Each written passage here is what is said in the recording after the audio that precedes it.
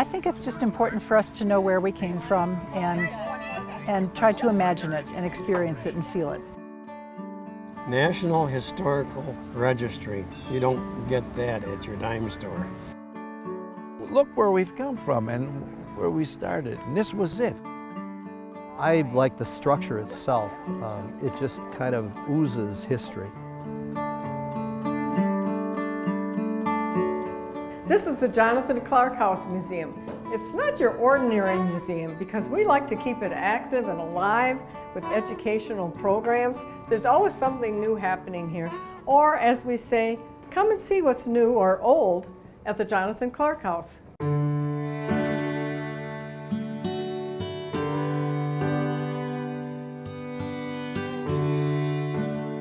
They've authenticated everything, to the plasterers, the painters, the stoneworks, the masons. They've done it right. Even finding the family, finding the Clark family. Research. Doing a lot of research, and they go from on buying trips to find furniture and things that are of the period.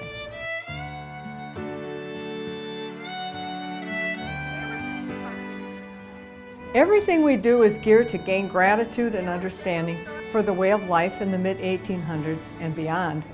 Family history, living off the land, games they played, the food they prepared, even starting businesses, communities, and local governments. These are deep, deep roots helping to settle Southeast Wisconsin.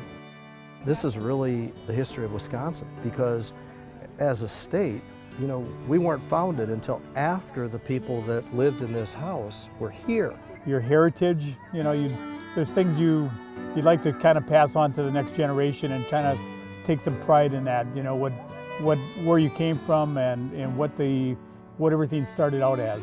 Just the pride of the area, the pride of bringing it back to life, to where it was. There's been a lot of volunteer labor and sweat equity put into converting it from a modern dentist office back to an 1840s farmstead.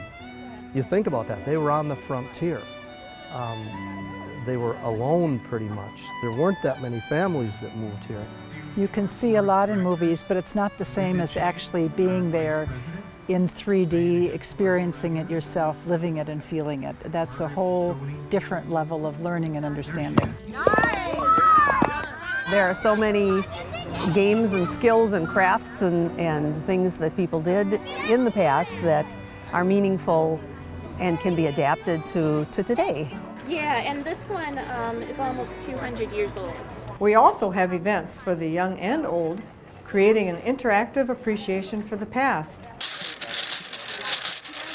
There are even book signings with authors describing the life of our early settlers.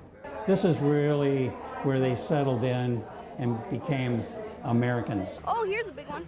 One thing that's very unique about our museum is that we have costumed young historians who volunteer at our events and teach others about our early settlers. I kind of walk around if someone asks me about them, like who am I playing or why are you dressed up, I tell them like I'm dressed up as Henry Clark, and I tell them kind of the backstory of the Jonathan Clark House, and I show them like where food is and how to play the games, and I kind of show them around the property. I like talking to people about the character and just being in character. Then people can know what happened in the past and they can see kind of how people lived back then. And of course, thank you events for our members.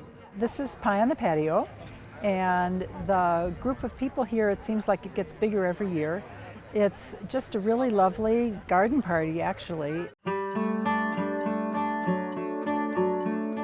It's just really prideful, and being a lifelong resident of this city, I feel it's something I want to do. There has to be a passion, there has to be some passion for history and preserving things of value. And when I heard about this and how it was saved, I was very excited about it. I guess we have an appreciation, maybe the older we get, of our heritage and our background. I think it's important to save a place like this and help it thrive so other people can have that same feeling.